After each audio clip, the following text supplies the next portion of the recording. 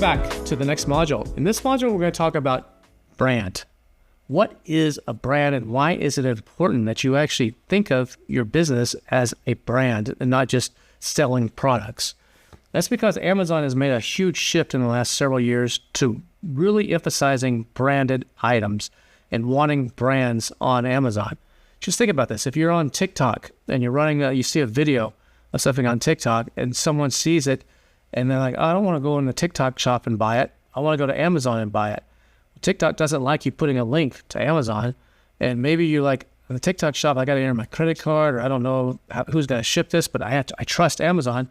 So I'm going to go over to Amazon and I'm going to type in whatever the name is. And that's your brand. That's how people find you. I always say that on Amazon, you're not truly a brand unless you have at least 3,000 searches a month for that name. That's how you know you've made it as a true brand. 3,000 searches in the search engine on Amazon per month, then you become a brand. If you don't have that, you're just another name. You're just another product. You're a so what. But you want to create that brand because that's how people will identify to you and with you. Just think about some of the top brands in the world. Louis Vuitton, Apple, Microsoft. They all evoke an emotion, a feeling. You know kind of what you're going to get when you buy a product from them. You know what to expect. And that's where you want to get to. When you're first starting off, you're not there. People have no clue what you're doing.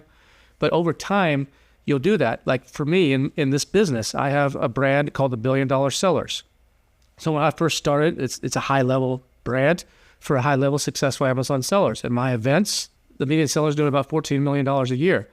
But it took me a while to build that brand. When I did my first event, I had to beg and plead people to come to this event. And it's an expensive event. Now when I do it, people are like, they don't want to miss it. They know exactly what to expect and what's happening. That's a brand. It takes time. It's taken me years to do that. It's going to take the same for you. But you want to start from day one to building this brand because it's going to add value. It's going to add what's called brand equity to your balance sheet. It's going to make a big difference in differentiation. It's super important. And Amazon realizes this, and so that they're focusing everything to that, and they give you lots of benefits if you are a brand. Like we said before, they open up some of the advertising tools, they open some of the reporting tools, some of the additional features that you can do, where you can actually police your brand. If people are knocking you off and trying to copy you, if you're a brand, register with a trademark on Amazon. It means you applied for your trademark, you submitted it to brandregistry.amazon.com, and they've approved you. Then you get extra protections. If someone comes in and tries to knock you off or counterfeit you, you have some protections that you can take some actions to try to get them off. Those it's just so important to have a brand. A lot of people think that, well, a brand is really not mandatory. And I understand that there's some benefits, but it's just not mandatory. Amazon's a brand incubator. If you're not doing a brand when you start this, then you're making a big mistake. Just selling random products can generate some cash, and it can make you a little bit of money, but you're not thinking long term. You're thinking short term, just short term wins. You're not building a true business. You're just making some cash. You might as well go deliver pizzas. So build a true brand. It's one of the best incubators in the world for brand building is Amazon because they have all the tools there. They have all the reporting. They have the audience, the eyeballs coming in. There's just no better place to start. And then you can take that brand and leverage it off Amazon. Think about brands like, you've probably heard of Anker, Anker. They started out on Amazon selling electronic products. There's several of them. Pluggable's another one that started on Amazon, and then they branched off of Amazon, and now they sell in retail stores and Best Buy and the Apple Store and all these different places. It's because they've become a brand and they're able to extend that out. And that's what you want to be trying to do. Use Amazon as your launch pad, and then hopefully down the road, you're extending that out to get even more control. A brand is not a logo or a name. That is part of it, but a lot of people just think, well, my logo, this is my brand, or my name, that's my brand. No, it's not. A brand is a feeling that evokes in customers that own that product. When a woman goes and gets for Valentine's Day, if you give your spouse, say you're a man, and you give your spouse, who's a woman, in this case, a purse, and she gets a Louis Vuitton purse, that says something different than you just gave her some similar looking purse from Walmart. It creates an image. She feels like she's part of something. She feels like maybe she made it, or that she's cool, or she's keeping up with the Joneses, or whatever it is. It puts her in this feeling, a sense of belonging. That's what brands do. And that's why lots of brands are emphasizing sustainability now, because they know it's important to their customers. And that's why there's all these things people will, the sock company that gives away a pair of socks for every pair bought. That's part of the branding message. That's part of what they're doing. So you want to focus on an avatar when you're doing a brand, not on a demographic. So you want to, the example I like to give is if you're targeting, you're doing products in the fitness space, let's say. Are you going to do products for people that work out in a gym? Are you going after the meatheads? Or are you going to do products for people that like to go walk their dog around the park? Those are both fitness activities, but they're two different avatars. The people that go walk their dog around the park, they might want something that goes on their shoulder that holds their phone so they can listen to it. They might want a dog leash or a special belt to hold the water bottles, or a little picnic thing. That's all part of an avatar of that person, which is different than if you're going after fitness products and you're going after the gym rats. They're going to want totally different things. They're going to want special gloves and chalk and like a special type of bag to carry all their sticky stuff and everything, the weights. It's a different type. So go after an avatar, not necessarily a line of products or a type of product. Go after the avatar and create your brand over that. It's the lifestyle of the person that you're targeting. And that gives you a lot of flexibility to expand over different markets or different categories as well. You're not stuck to just the pets category or just the sports and outdoors category. That's super important. You may design your brand, you sit down, you brainstorm, you talk with your family and your friends, your business partners, and you come up with this awesome thing. This is what our brand represents. This is what we do. But at the end of the day, it doesn't matter. It's how the customers perceive you that matters. So the perception, marketing, business, there's two things in business. Business is all about marketing and perception. It's what people think of you, not necessarily what's true, that matters. Think about politics. Think about a lot of things. It's the perception becomes the reality. And so whatever you can influence that, but ultimately the customer is going to decide what are you. So you can shape it, you can guide it, but the customer is ultimately going to decide, and you either got to run with that and expand on that, or you got to say that's not where I want to go. We're going to shift this a little bit. Consistent quality and service are critical to a brand. People come to expect something. You go to Nordstrom's, it's unlimited returns. You can return something anytime at Nordstrom's. As long as it's got the little special barcode sticker so prevent the fraud on it, you can return it 3 years from now and they'll give you your money back or they'll exchange it for something else. That's part of their service. You look at Amazon, you return almost anything you want with no questions asked. It's super easy to return stuff. You look at consistent quality. Apple, everything Apple does has a Midas touch on. It's consistent quality. All brands have something that's unique. Quality and service are the two main things that they focus on. So try to do that. Remember, branding is a long-term thing. It's a way to engage the customers and to make them have a sense of belonging, a sense of community. If people are using like Web3 now and NFTs and all kinds of stuff to help bring that, or membership cards or VIP clubs or community Facebook groups or forums, like in the case of Helium 10, to actually help build that brand and build that identity. So when you do a brand, one of the things, the best things you can do is create what's called a brand book or a brand guide or brand lookbook. And this is something that you decide, these are the colors of our brand. You can Google this and you can find examples of these, but you decide these are the colors of our brand. These are the fonts that we use. This is the way our logo appears when it's on white. This is the way it appears when it's reversed out of black. This is the way different things are supposed to be done. And when you create that, you'll have something that's a guide for everything that you do. You'll also have lifestyle pictures. This is the avatar we're going after. You can use AI to create these pictures if you don't have pictures of real people. And you can type in AI. It'll create all this stuff for you if you know how to prompt it right. And then you'll put this in a guide, a PDF or a printed guide. And then anytime you're dealing with a Facebook agency, or you're dealing with a PPC agency, or you're dealing with your supplier, or you're dealing with anybody, you can get new employees. Like, here, this is who we are. This is what we represent. This is how we're consistent. Just like McDonald's. When you go to McDonald's in the U.S. or you go to McDonald's in the Middle East, they're basically the same. There might be a few different things on the menu because of cultural differences, but basically it's the same expectation. Or when you go to McDonald's in New York and California, it's basically the same. It's because it's a brand. You know what to expect. And so that's what you want to get to with your product and what you're doing. And using Amazon to get this going and to get this ball rolling is magical. Now, brand registry is something that you can get once you have a trademark. Remember, in the last module we talked about getting a trademark. You'll go to brandregistry.amazon.com. You submit that trademark application number.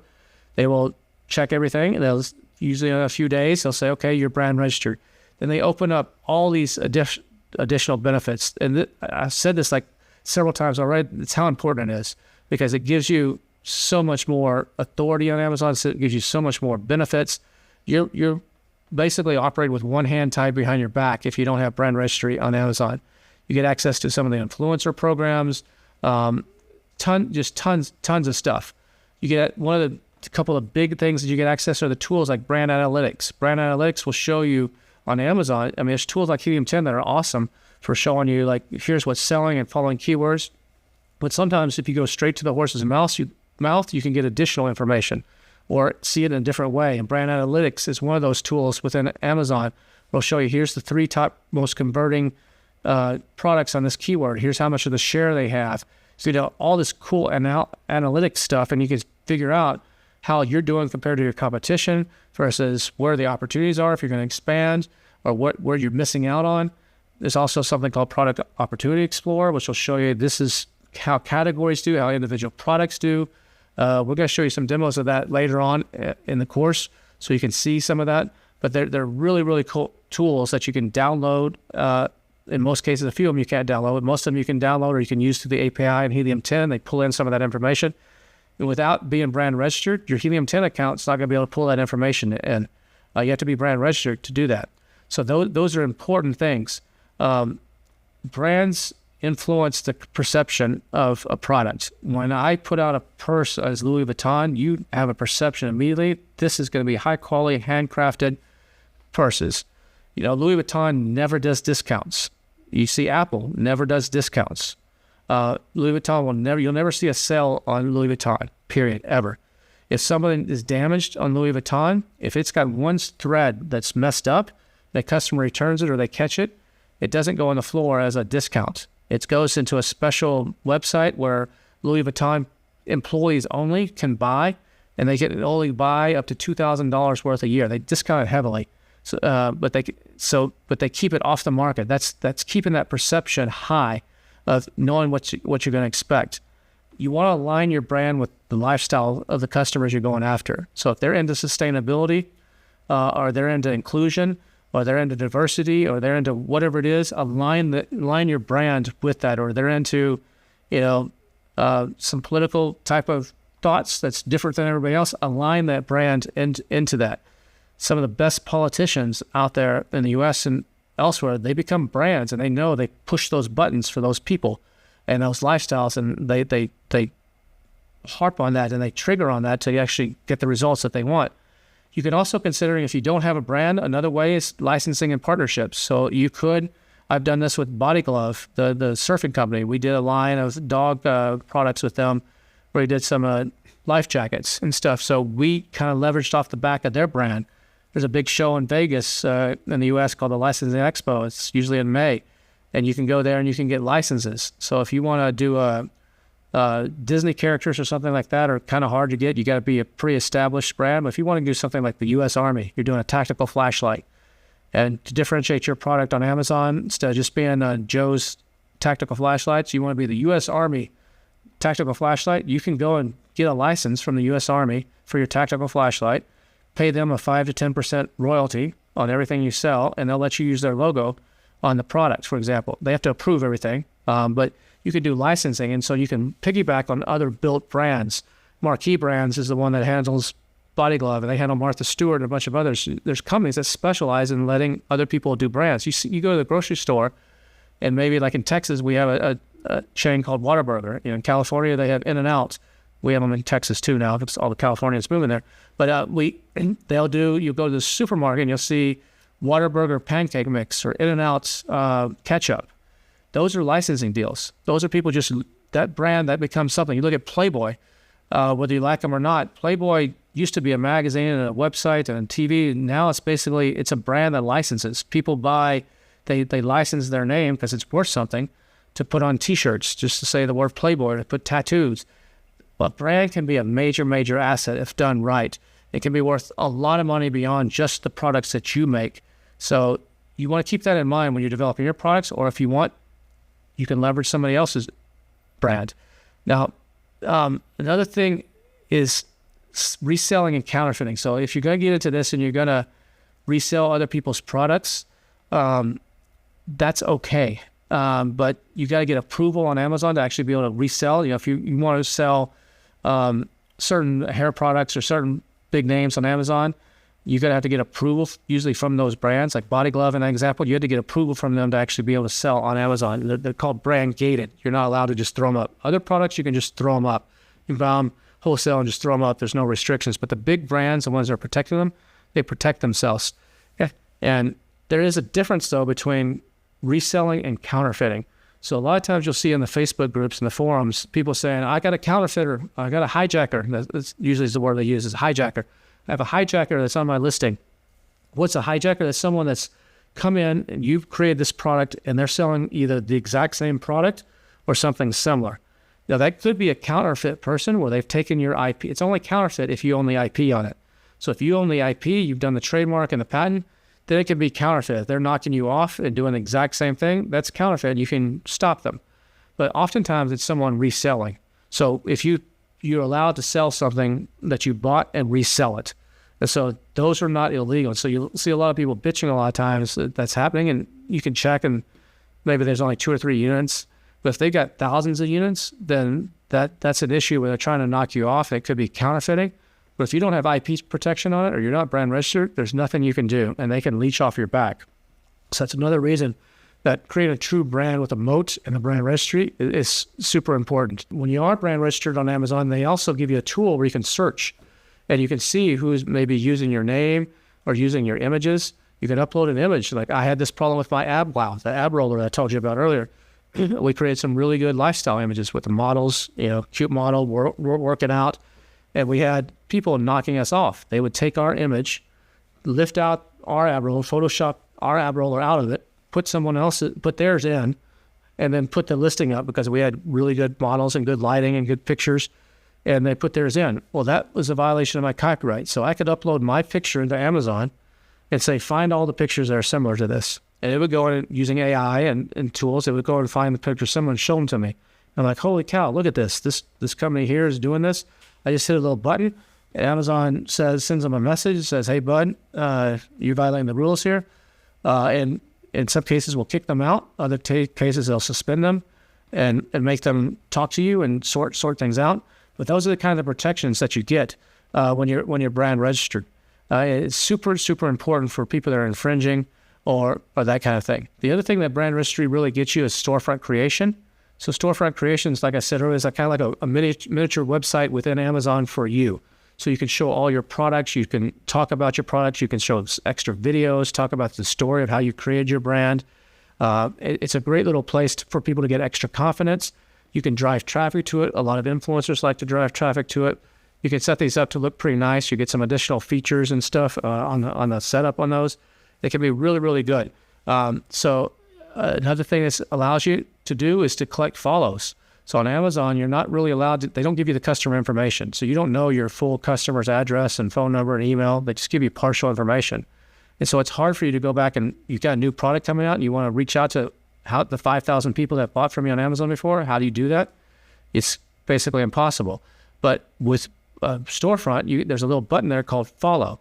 And people can click that if they're interested in you, and they basically get put into a little database on Amazon. And then when you have a new product come out, you can say, hey, send this picture, this message, or this promotion to my followers.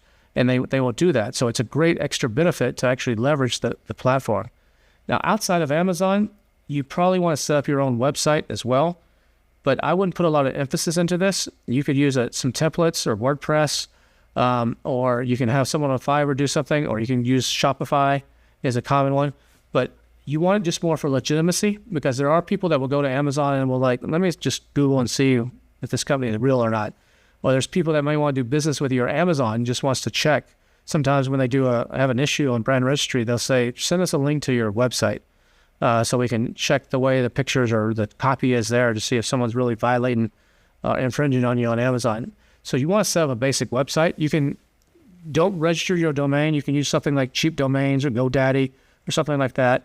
Just get a cheap domain, set it to WordPress or Shopify or one of the other hosting. I use Bluehost. It's who I use. And you can just put a basic stuff there. You're not trying to really sell a lot of it. Maybe it's a splash page, which is kind of a welcome page. A couple of information about you, maybe the owners of the company, just to contact us. You could put a blog if you want to, but just something basic. And that's all you really need. So don't spend a lot of money or time. Don't try to drive a lot of traffic to it in the beginning. Even if you do Shopify, the basic plan is $20 a month or something like that. There's different levels, but it's worth just setting that up just to have it. And you might get the occasional order through it, but in the beginning, just focus on Amazon, but have that just for credibility. You also want to set up all your social media channels. So make sure you have a presence on at least Facebook, Instagram, TikTok, Pinterest, and LinkedIn and X. All of those, you want to at least have a basic, because people will check for legitimacy there. Plus, you're going to probably want to use some of those to help drive some traffic or get some engagement from some of your customers down the road and get some feedback. But you also want to probably use product inserts, which are like pieces of paper, usually like a 4x6, or some people use little business cards, but something that's inserted with the product that says, thanks for your purchase. So on your product inserts, there's certain things you can and can't do.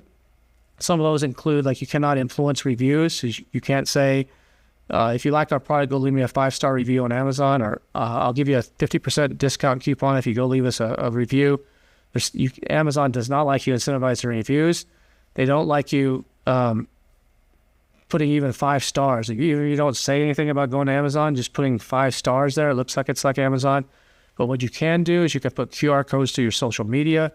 You can put stuff to go register for like your newsletter, to go join your other social media sites. I do something in mine where I offer a free plus shipping offer. So it's not incentivizing reviews and not doing anything, but I say, hey, congratulations. You want a free calendar. Just pay $10 shipping and handling, and I get rid of my excess inventory that way. So the things that aren't selling, I use those as freebies, and it generates leads for me. So you can do those kinds of things. Some people like to do warranties or join a VIP club. Those are all okay. You're going to get mixed stories from people on whether you should do package inserts or not. Some people will tell you, don't do them. They'll just get you in trouble. And I say BS on that. That's not, it's how you do them that matters. You got to do them right. And Amazon's not going to have a problem with it. You do something wrong, and usually when someone says, oh, I did them and I had trouble and I went by the rules, but you look at what they did, no, they actually didn't go by the rules. They're trying to write a gray line, or they're doing something. But product inserts can be super valuable. QR codes are also great. It makes it easy for someone to just open the package. They're not interested in going and sitting at the computer, typing in your email, but they got their phone there. They'll just scan it. It could be something as instructions or recipes or something that helps them with the product. Those are always really good. Things of value are really good. Another thing that's super hot right now is our newsletters for building audiences and driving traffic around your brand. There's a lot of people doing newsletters. And newsletters are not, when I say newsletters, I don't mean an email that's a promotional email. A lot of people get the idea of a newsletter as, well, here's a 10% discount for Black Friday. Here's our newest product release. We just promoted this person. We're really into sustainability in our packaging. Those are just promotional emails for the company. A newsletter is something that provides value for your niche. So it's providing education or entertainment or some sort of value for the niche that you serve. So if you're selling pet products, it's not about, hey, we're the best pet product company. Come check out our new dog bowl and get a 10% discount on Black Friday. And we got a promotion running next week. Those are marketing emails. But for a pet company, a newsletter would be something like, it's all about pets. It's Gary Vaynerchuk's jab, jab, jab, right hook. So you provide value, value, value, and then somewhere down the road you say, oh, by the way, we just launched a new dog bowl. But you're providing value about the dog. So in our case, we have a picture. You can upload a picture of your dog, and we do AI to do custom photos, custom backgrounds and stuff with the dog photo. And every newsletter, you get a custom photo. If it's July 4th, here's Fido with fireworks going off behind him. We do stories about dogs. Here's dog tips and training tips. Why does a dog, lick certain parts of its body. Here's why. Well, if your dog is doing this, what kind of warning signs is that? Here's a dog that was a rescue dog at a firehouse in Kansas City, and here's a little story about them. Here's a tip from a veterinarian. Those kinds of things. And then, oh, by the way, we have a new dog bowl. Those provide value and engagement. It can be really great ways. And by using Amazon to get people onto those types of lists, you can drive people right back to Amazon and do that. I have a product, a company, my calendar company right now, that I have 17,000 people on the list that buy from me directly. And I also, every year, we send out a postcard, a physical postcard through the mail to these people, and we sell them, hey, the new calendars are available. You can buy them on our website, or you can go to Amazon. If you're a Prime member, get them for free. It instantly launches those products. I'm not giving any discounts, not incentivizing anything, but it instantly, those people go, and it instantly gets the ball rolling, and that product gets launched and starts selling. So owning a customer list and owning your customer data, we're going to talk about this more in another module, is super important. And using these marketplaces like Amazon to start to do that can be super valuable, especially when it comes to driving traffic back to Amazon. Hopefully this has been helpful for you, and we'll see you again in the next module.